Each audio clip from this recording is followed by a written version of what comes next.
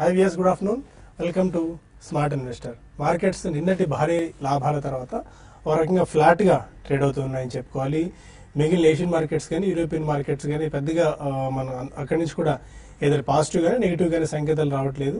అందుకని most of the markets ఏదైనా European markets కానివ్వండి, ఏషియన్ మార్కెట్స్, మన మార్కెట్స్ అన్ని కూడా కాస్త లాక్లస్టర్ ఇది కనిపిస్తుంది. అండ్ ఇండెసిసివ్ డైరెక్షన్ ఒకటి మార్కెట్స్ లో మనం చూస్తున్నాం.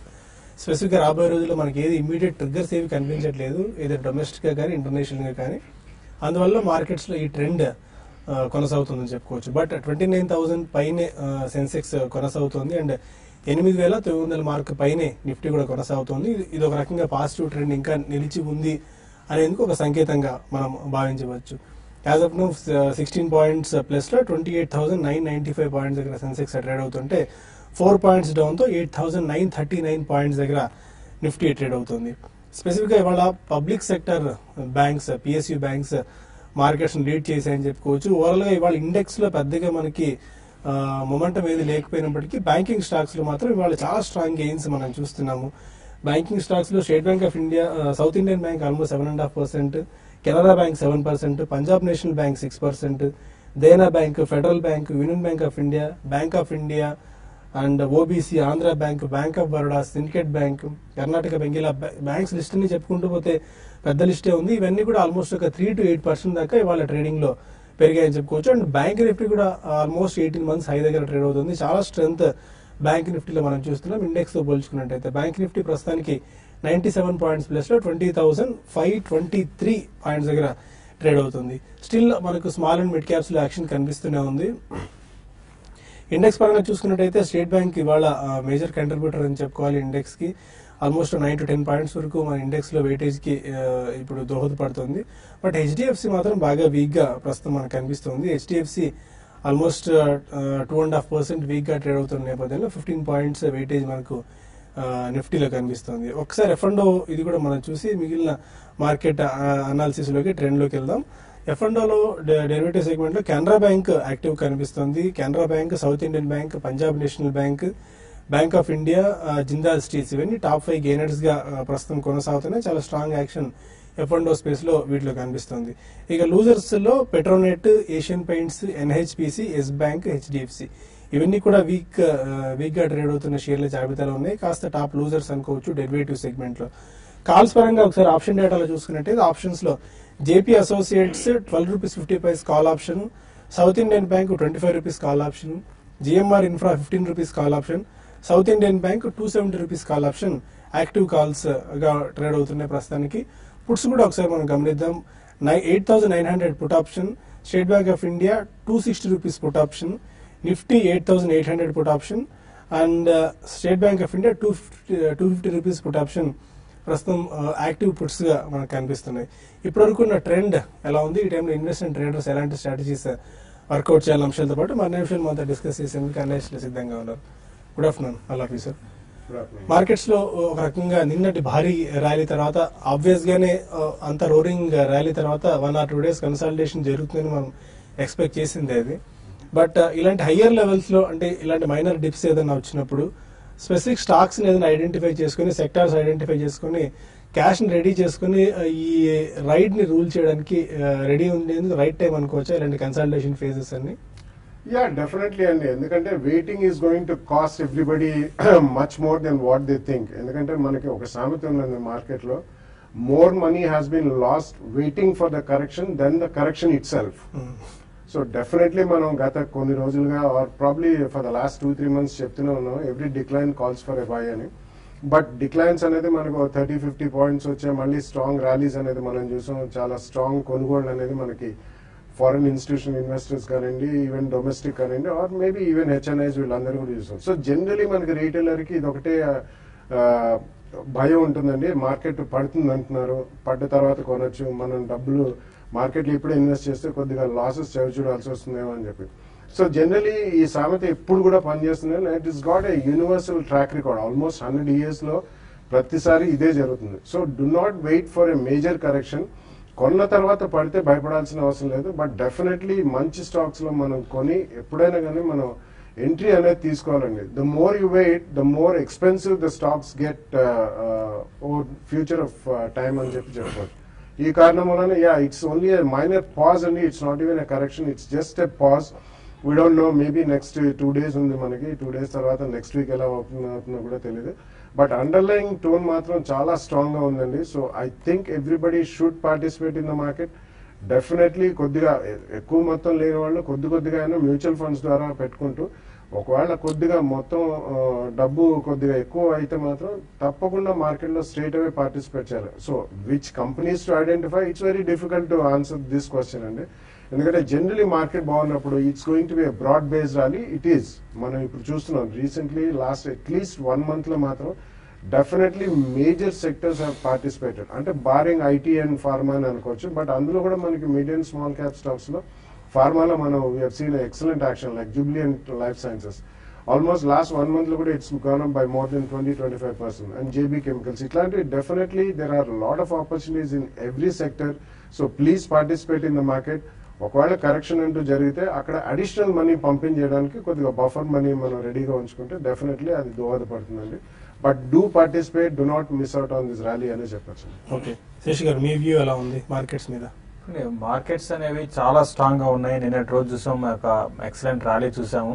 అయితే ఫాలో అప్ గా ఈరోజు చూస్తే మార్కెట్స్ ఫ్లాట్ గా ఉన్నా కూడా ఇక్కడ మన మార్కెట్స్ ని పక్కన పెడితే ఇండివిజువల్ స్టాక్స్ లో మనం చూస్తాం ఇప్పుడిప్పుడే జస్ట్ BHL 10 rupees దాకా పెరిగింది. అంటే ఇన్ టర్మ్స్ ఆఫ్ పర్సెంటేజ్ చెప్పాలంటే దగ్గరగా 9% దాకా పెరిగింది. 138 levels నుంచి 149 levels దాకా ఒక మంచి కొంచెం అనుకున్న దానికన్నా కొంచెం రిజల్ట్ బాగుండడంతో ఇటువంటి అప్ట్రెండ్ కనపడింది. అంటే ఇవన్నీ కూడా ఏంటంటే ఒక బుల్ మార్కెట్ లో ఇటువంటివి మనకి కనపడుతూ ఉంటాయి. ఎందుకంటే ఆల్ ఆఫ్ సడన్ గా స్టాక్ లో ఒక రైజ్ రావడం అనేది. అదేవిధంగా దాదాపు అన్ని PSU బ్యాంక్స్ మనం చూస్తే నిఫ్టీ అక్కడక్కడే ఉంది. PSU బ్యాంక్స్ దాదాపు అన్ని కూడా 3% పైనే ఉన్నాయి. మరి ముఖ్యంగా ఈరోజు స్టాక్ ఆఫ్ ది డే అంటే కెనరా బ్యాంక్ అని చెప్పొచ్చు.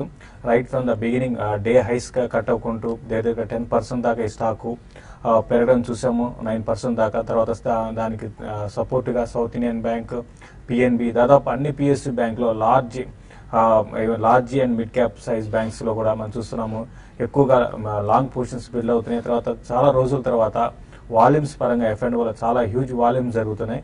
ఎప్పుడు కూడా మనకి లాస్ట్ 1.5 year లో ఇటువంటి వాల్యూమ్స్ అయితే PSU బ్యాంక్ కౌంటర్స్ జరగలేదు. కాబట్టి ఇక్కడ క్లియర్ గా డెలివరీ బేస్డ్ బయింగ్ అనేది కనపడుతుంది. దాదాపు అన్ని PSU బ్యాంక్స్ కూడా వాల్యుయేషన్స్ పరంగా రీసెంట్ కరెక్షన్ తర్వాత అట్రాక్టివ్ ఉన్నాయి. దానివల్ల వీటిలో బయింగ్ కనపడుతుంది. బట్ ఏదైనా కూడా ట్రేడర్స్ అనేవాళ్ళు ఎప్పుడప్పుడు మార్కెట్ లో ఉన్న ఈ విధంగా సెక్టర్ చేంజెస్ గమనిస్తూ వాటిలో లాంగ్ పొజిషన్ తీసుకోమంటారు. ఇప్పుడు కూడా PSU బ్యాంక్స్ ఇక్కడ నుంచి ఇంకా అట్లీస్ట్ 15-20% పెరిగే అవకాశం కనపడుతుంది. అది కూడా షార్ట్ టర్మ్ మీద, కాబట్టి వాటిలో లాంగ్ పొజిషన్ తీసుకోమని చెప్తాను. దాదాపు అన్ని సెక్టర్లు వీక్నెస్ సెక్టర్లు కూడా పాజిటివ్ గా మనకి రావడం చూస్తున్నాము. అయితే ఇంకా మిడ్ క్యాప్ స్పేస్ పక్కన పెడితే ఈ రోజు FDC లాంటి కౌంటర్ లో కొంత బయింగ్ అనేది కనపడింది. షార్ట్ టర్మ్ ట్రేడర్స్ FDCని 280 టార్గెట్ గా ఈవెన్ కరెంట్ అవర్స్ లో కూడా బై చేసుకోమని చెప్తాను. బట్ ఓవరాల్ గా మార్కెట్స్ అనేది ఇక్కడ నుంచి ఇంకా పెరిగే అవకాశం ఉంది. నియర్ టర్మ్ లో నిఫ్టీ 9,200 levels టెస్ట్ చేసే అవకాశం కనపడుతుంది. ఇక బ్యాంక్ నిఫ్టీ విషయానికి వస్తే క్లియర్ గా అవుట్ పర్ఫార్మ్ చేస్తుంది. కరెంట్ లెవెల్స్ నుంచి బ్యాంక్ నిఫ్టీ దగ్గరగా 20,800 దగ్గర కొంచెం రెసిస్టెన్స్ ఫేస్ చేయొచ్చు. అది కానీ క్రాస్ అయిందంటే 21,200 levels టెస్ట్ చేసే అవకాశం కనపడుతుంది. ఓకే, BHEL రిజల్ట్స్ ఇప్పుడు వచ్చి అందువల్లనే మార్కెట్స్ లో సడన్ గా BHEL స్టాక్ లో 78% స్పర్ట్ చూసాము. లాస్ట్ ఇయర్ ఇదే క్వార్టర్ లో 15 కోట్ల రూపాయల నికర నష్టాన్ని ప్రకటించిన కంపెనీ ఈ క్వార్టర్ లో 77 కోట్ల రూపాయల నికర లాభాన్ని ప్రకటించింది. అందువల్ల BHEL ఆల్మోస్ట్ ఒక టర్న్ అరౌండ్ స్టోరీ లాంటిదని చెప్పుకోవాలి. 100 రూపీస్ లెవెల్స్ వచ్చినప్పుడు ఇక ఈ స్టాక్ మళ్ళీ కోలుకునే పరిస్థితి ఉండకపోవచ్చు అని చెప్పి మోస్ట్ ఆఫ్ ది ఎక్స్పర్ట్స్ అందరూ భావించారు. అయితే BHEL మాత్రం సడన్ టర్న్ అరౌండ్ లాంటిది కనిపిస్తోంది. ఇది ఒక రకంగా పాజిటివ్ ఇదే అని చెప్పుకోవచ్చు. ఒక మేజర్ PSU కాబట్టి ఇది నవరత్న కంపెనీలో ఒకటి. అండ్ మజర్ గారు మీ వ్యూ ఎలా ఉంది మార్కెట్స్ మీద? 9.2, 9.1 ఇంకా ఆ లెవెల్స్ మాట్లాడుకుంటున్నాం ఈ స్టేజ్ తర్వాత. అయితే ఒకటండి, నేను వచ్చిన అప్ మూవ్మెంట్ తర్వాత దీన్ని మైనర్ పాజ్ గా మనం అనుకోవచ్చు. దీన్ని మనం హెల్దీగానే కన్సిడర్ చేయాలి. అయితే రేపు కూడా మనం ఏంటంటే ఈ 8900 బిలో స్లిప్ అవ్వకుండా ఇదే విధంగా ట్రేడ్ అవుతా ఉంటే గనక ఇంకా ఫర్దర్ గా మనం 9025 ఇనిషియల్ టార్గెట్స్ ఎక్స్పెక్ట్ చేయవచ్చు. అయితే 9025 పైన ఫ్రెష్ బ్రేక్అవుట్స్ వస్తాయి. ఒకవేళ 9025 పైన మార్కెట్స్ క్లోజ్ అయితే కనుక ఆ బ్రేక్అవుట్ యొక్క టార్గెట్ వచ్చేసి మనకి 9439 గా ఉండిద్ది. అప్పుడు మనం న్యూ లైఫ్ టైం హైస్ అంటే 9119 రీసెంట్ హైస్ ని మనం క్రాస్ చేస్తే గనక అప్పుడు మనం న్యూ లైఫ్ టైం హైస్ కి టార్గెట్ ఏంటి అన్న ప్రశ్న ఎరైజ్ అయితే గనక 9430 అని చెప్పేసి మనం చెప్పుకోవచ్చు. Okay fine. ఇక స్మార్ట్ ఇన్వెస్ట్ లో కాల్స్ అండ్ ఈమెయిల్స్ తీసుకునే ముందు ఒక చిన్న బ్రేక్ తీసుకుందాం.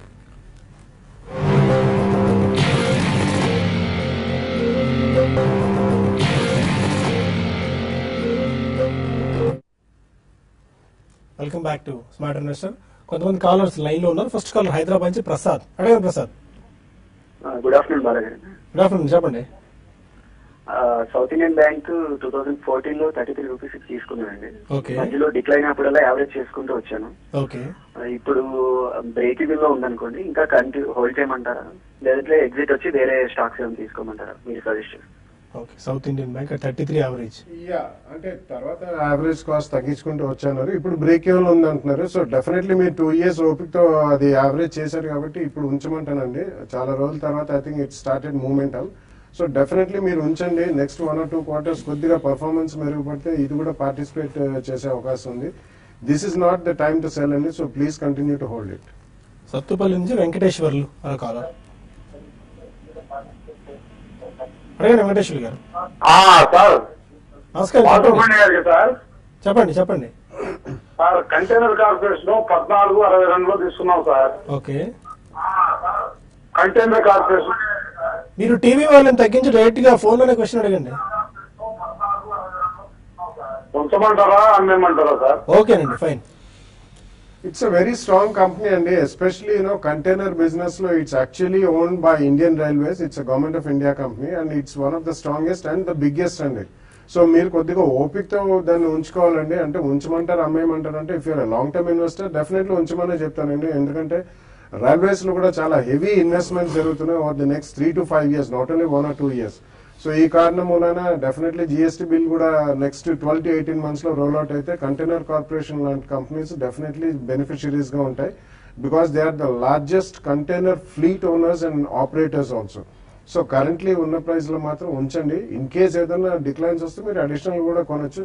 It's a very strong share. Government of India PSU company అయినా కానీ it's a very strong share in terms of return to shareholders also in the last 5 years. BHEL almost ఒక firing mode లో ఉన్నట్టుంది. 15% దాకా పెరిగి 158 rupees 20 paise దగ్గర almost 160 levels దాకా వచ్చింది. చాలా స్ట్రాంగ్ అనిపిస్తుంది. ఆల్రెడీ ఎఫ్ఎండో లో ఫ్రీజ్ అయిపోయింది అంటే 15% క్లోజ్ అయిపోయింది ట్రేడింగ్. మళ్ళీ ఫ్యూ మినిట్స్ అట్లా ఆపి మళ్ళీ ట్రేడింగ్ స్టార్ట్ అవుతుంది. బట్ మనమే ప్రోగ్రామ్ స్టార్టింగ్ అప్పుడు ఇది దగ్గరగా 136 లెవెల్స్ లో ఉండేది. ఇప్పుడు 20 రూపీస్ పెరిగింది విత్ ఇన్ మనకి 25 minutes లో. ఇది ఇంకా ఇప్పుడు ట్రేడింగ్ ఓపెన్ అయినాక మళ్ళీ ఇంకా పెరిగే అవకాశం ఉంది. క్లోజర్ గా 162 దాకా రావడానికి అవకాశం ఉంది. బట్ షార్ట్ టర్మ్ వ్యూతో చూస్తే మాత్రం క్లోజర్ గా 160 అనేది కొంచెం ఒక ప్రాఫిట్ బుకింగ్ జోన్ గా చెప్పొచ్చు. బట్ ఓవరాల్ గా ఇది షార్ట్ టర్మ్ వ్యూతో చూడాలంటే 180 లెవెల్స్ ని టెస్ట్ చేసే అవకాశం ఈజీగా కనపడుతుందండి. ఓకే. సికింద్రాబాద్ నుంచి నాగేంద్రమణి మరొక. హలో, నమస్తే అండి. నమస్కారం అండి. ఆర్తి డ్రగ్స్ 1 year బ్యాక్ 580 లో కొన్నానండి. ఓకే. హోల్డ్ చేయొచ్చా? దీని నుంచి ఎగ్జిట్ అయ్యి వేరేది ఏదైనా కొనొచ్చా? సుదర్శన్ కెమికల్స్ ఈ రేట్ లో కొనొచ్చా? బాలాగారిని చూస్తానండి ఆర్తి డ్రగ్స్ గురించి. సుదర్శన్ కెమికల్స్ ఈ రేట్ లో మాత్రం I don't think you should attempt అండి. ఎందుకంటే లాస్ట్ 2 months లో కూడా అది ఆల్మోస్ట్ అబౌట్ 150% ప్లస్ పెరిగింది. So wait for a small correction అండి. Aarti drugs definitely you should hold అండి. ఇట్స్ స్ట్రాంగ్ కంపెనీ బట్ తప్పకుండా కొద్దిగా టైం పట్టేట్టుంది. మీరు 580 అంటే చాలా హైలో కొన్నారు. సో కరెంట్లీ అరౌండ్ 470, 480 ఉంది. కంపెనీ పరంగా అందులో ఏ లోపం లేదు and it's strong micro cap pharmaceutical company and వీళ్ళకి యుఎస్ ఎక్స్పోజర్ కూడా ఎక్కువగా లేదు కాబట్టి రెగ్యులేటరీ ఇష్యూస్ కూడా అంతగా లేవు. ఆర్తి డ్రగ్స్ వాళ్ళది ఇంకో గ్రూప్ కంపెనీ ఆర్తి ఇండస్ట్రీస్ అని ఉందండి.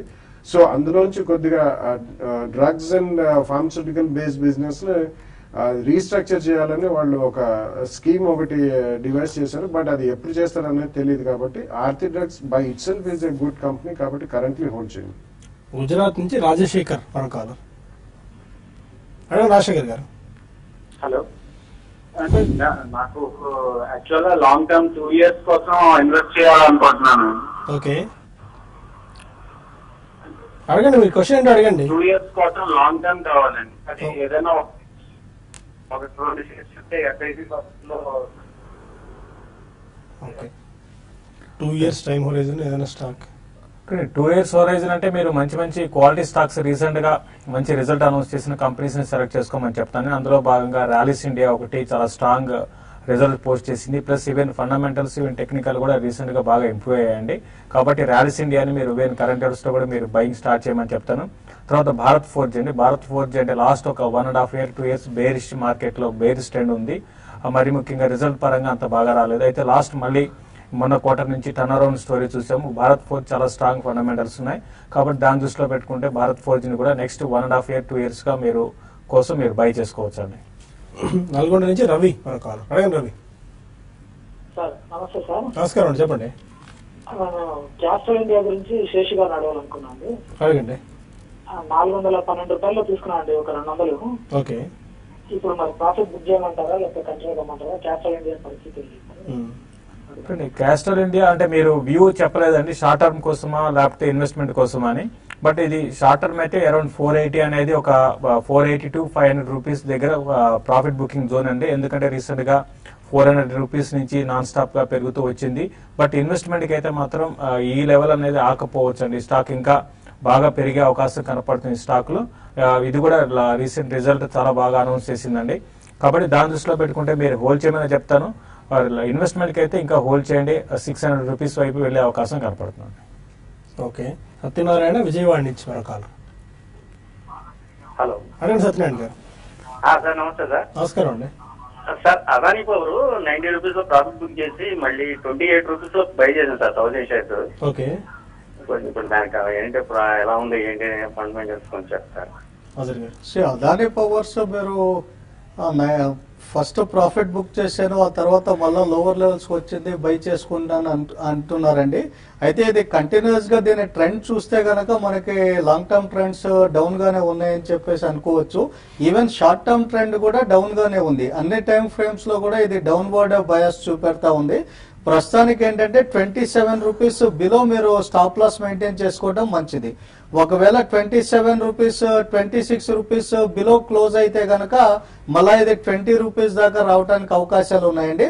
ఆ విషయాన్ని గుర్తుపెట్టుకోండి. 26 నుంచి 20 అంటే ఒక 20 to 30% క్యాపిటల్ మీద ఎరోడ్ అయిపోవడానికే ఛాన్సెస్ ఉన్నాయి. హైదరాబాద్ నుంచి జీవన్ మరొక. Good morning sir. నేను ప్రతిభ ఇండస్ట్రీస్ లాంగ్ టర్మ్ కి ఇన్వెస్ట్ చేస్తున్నానండి. ఆల్రెడీ 500 షేర్స్ 38 రూపీస్ లో పర్చేజ్ చేశాను.